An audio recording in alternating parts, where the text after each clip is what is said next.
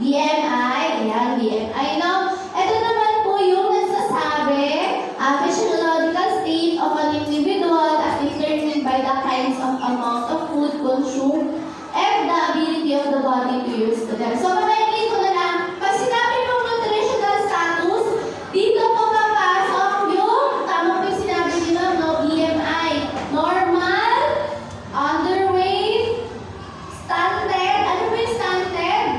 Kulang po yung kanyang tangkad sa kanyang edad. Wasted, kulang ang kanyang timbang sa kanyang height.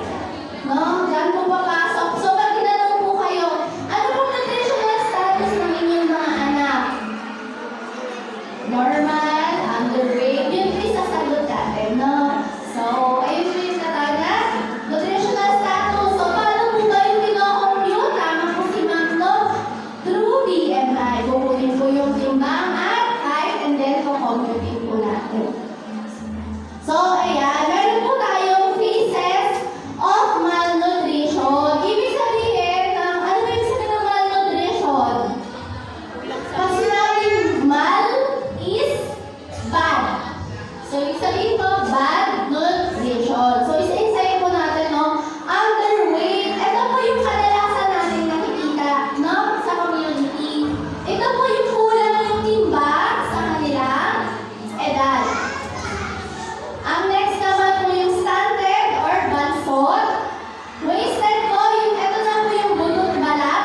Kung may nakikita po kayo, na dito po sa inyong mga community, kung may nakikita kayo, pwede nyo pong dalhin sa health center. No, meron po tayong mga gamot, pagkain gamot na binibigay. No?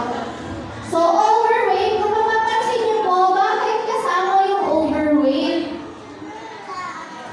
Ang pagiging overweight po and obese ay nagkakos po ng mga lifestyle diseases. Katulad po ng diabetes, hypertension, ano pa?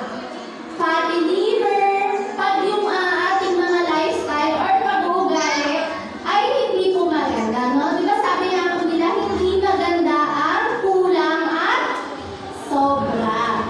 And then po yung micronutrient deficiencies. Ano po yung micronutrient deficiencies?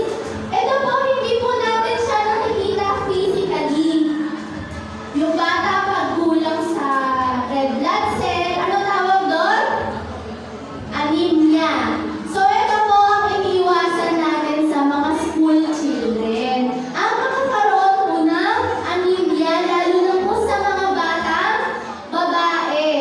No? Pag nagkaroon po ng anemia ang isang bata, mahina po ang kanilang resistensya, mahina po yung panlaban nila sa sakit. So, sa mga babae po, siya madalas kasi po tayo po ay nagkakaroon ng menstruation. Ha? So, ayan. So, ito po yung, alam ko po na nag-start na po yung ating dietary supplementation feeding program or yung school-based feeding program. Tama po ba? Nag-start na po ba? Opo. Yun. So, nag-start na tayo, no? Pero i-discuss ko din po kung ano po ba dapat yung kailangan gawin bago or bago po natin ito isagawa, no? So, una po, kuhanin yung timbang at height. So, yung mga estudyante po dito, kinuha po ba yung inyong weight at height? Yung mga nakaraan? Or nung nag-enroll kayo, nakuha po ba ng measurements? Meron po. So,